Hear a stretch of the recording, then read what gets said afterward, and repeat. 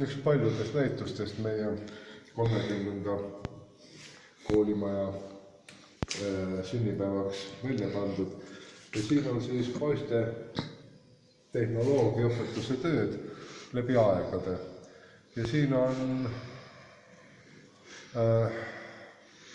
esindatud siis tööd, mis on siis olnud poiste poolt tehtud. Ma võiks öelda, et viimase 30 aasta jooksul.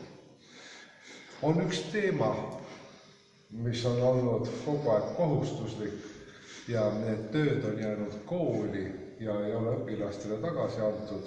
Ja need on spordi teemaliste meenete nii-öelda tegemine.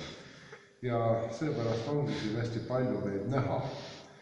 Ja siis on ka teisi töid ja oleme välja saanud panna siis vaatamiseks, kes tuleb, näeb oma aastaid tagasi tehtud tööd ja päris huviga vaatab. Võib-olla on ka kõige vanem töö näiteks meeles.